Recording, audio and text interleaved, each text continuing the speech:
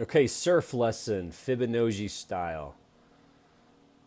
Kind of jumped on my Twitter today and I noticed something, and I want to kind of give a thought here and see if maybe I can help somebody understand something.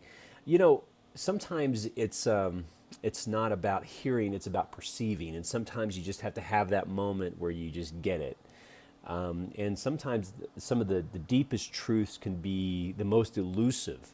Like for example, this is something that we've all heard. I mean, this is something I could talk about the power of loving your neighbor as yourself. You know, you've probably, I don't know how old you are or where you're at. You probably on some level have heard love your neighbor as yourself, and that's obviously a scripture in the Bible. And you know, that's something that I found several years ago. And there's something in the Bible called the Rhema word. And it's a Rhema is something where kind of the Bible just really speaks to you. It says, love your neighbor as yourself. And one day I was reading that, and the word as, the word literally where and I'm kind of an analytical person. And the Spirit was just kind of saying to me, John, learn how to love yourself in the equivalent of other people. And I started to really get really literal with that. And I started to really ask, okay, what does it mean to love my neighbor? And what does it mean to love my neighbor as myself? And I started to kind of look at my relationships, and I noticed that there was a huge disparity between loving how much I loved other people and how much they loved me back. And I started to really just kind of, I guess I called it the Fibonacci reciprocal test, where I started to ask myself, would I accept that from them? Because if they're going to ask me to do this, then I have to. And I started to really just get really very literal with the word as. Love yourself as you love other people. And it's something, again, this is not the first time you've heard this.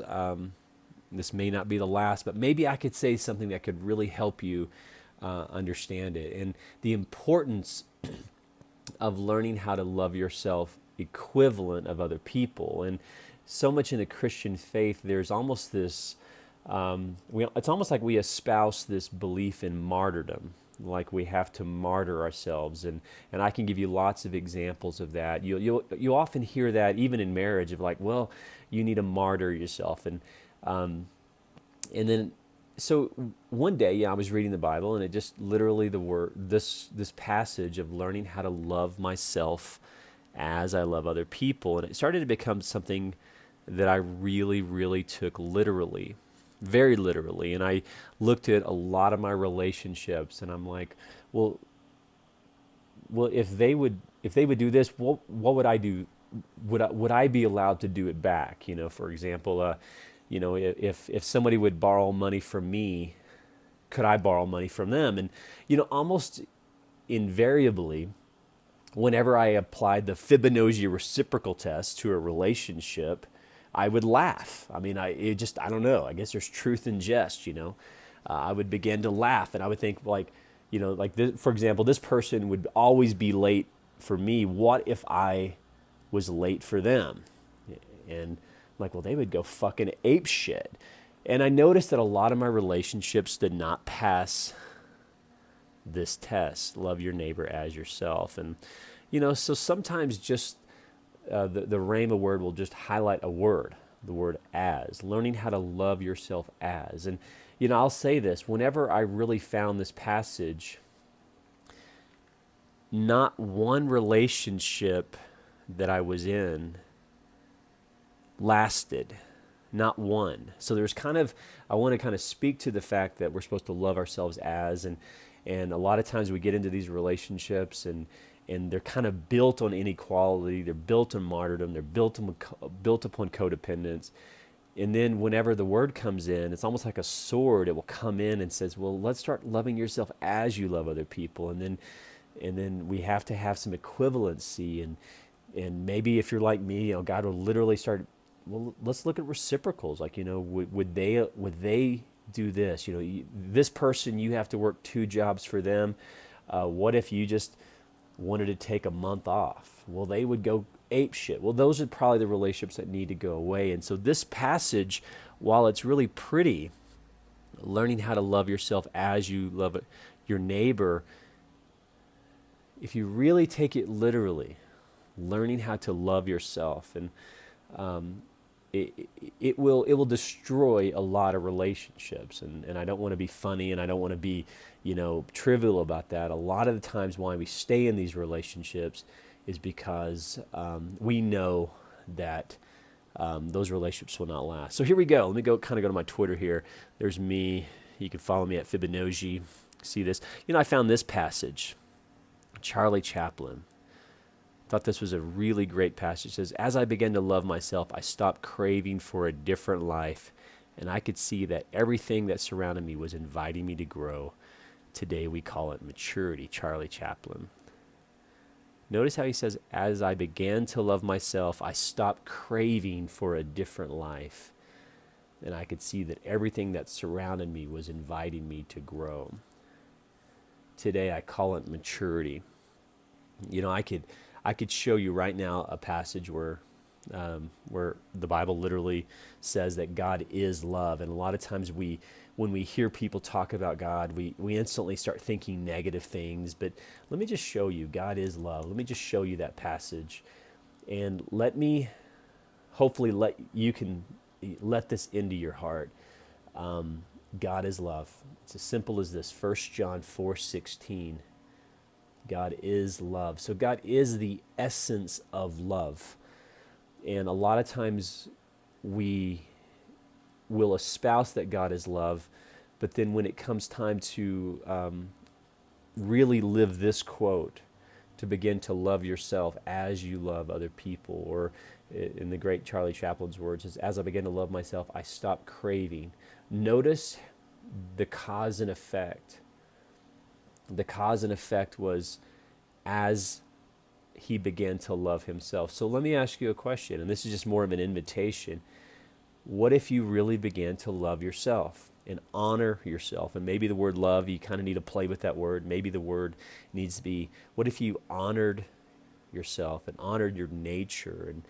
And growing up in fundamentalist religion, one of the most damaging things that fundamentalist religion did to me was it taught me that somehow God was happy and pleased when I dishonored my heart and I dishonored my own feelings and dishonored my own essence. And then that kind of became a habit, almost a spiritual habit, an emotional habit of believing that there's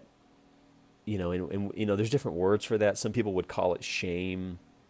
But for me, just growing up in a culture of people who were neither loving nor loved themselves nor believed that God was love, because most of the messages that I heard were really not of a loving, compassionate God. They were mostly of something else, something less.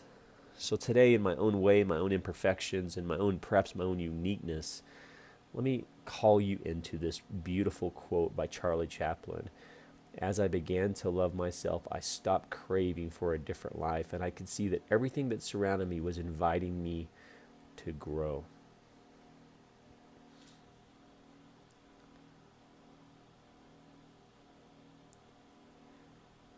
And remember, when I personally began to really take the passage of loving my neighbor as I love myself, when I really took that seriously, and I really took it literally, and that was probably 10, 15 years ago, when I really took it literally, and I started to think, whether I'm in business, whether I'm on a first date, back then I was married, I started to really take it literally in my own marriage. I started to just go, I can no longer exist in relationships as something less. The Bible talks a lot about it warns against feeling superior to other people and elevating. Even in the Old Testament, it says Satan exalted himself. So there's definitely something that we could speak to of kind of an honest biblical warning of exalting ourselves, of feeling superior, whether it's religious superiority, whether it's ethnic superiority, whether it's whatever. But there's also another side of that sword, and that sword is feeling less than. And so a lot of times people who come from that place, whether it's because of their family structure, we come here and we go, what does that mean? So let me just let you walk into that in your own way today. Love your neighbor as yourself, and to take that very, very, very literally. And then to also remember my challenge, because if you did take that really literally, in most relationships, most dysfunctional relationships, I would say probably 80 to 90% of them, those relationships will not continue. They will not move forward because the essence of that relationship is the role that you're supposed to play in that relationship is the one down, the less than, the inferior.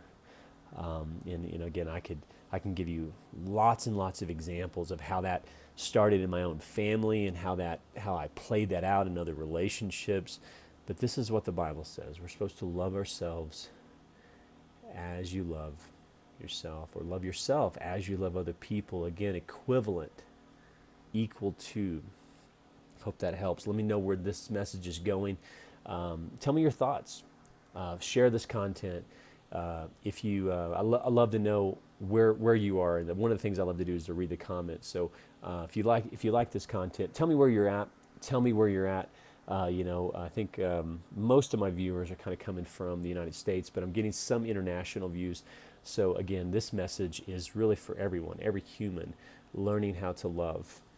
And if the spiritual journey is anything, it's a return to love. It's learning how to love. And so often, whether it's in a religious context and whether it's in a New Age content, so often those paths do not take us to love. They take us really back to an ego, where we're, some sort of ego play. But this is the message, is that God is love, and that we're supposed to love and move and have our being within this thing, and even in relationships with our neighbors, with our spouses, even ex-spouses, siblings, parents, has to be built upon love. Has to be built upon love. And anything less, anything else, is something inferior, and is something to say, okay, it's okay to walk away from something that's not loving.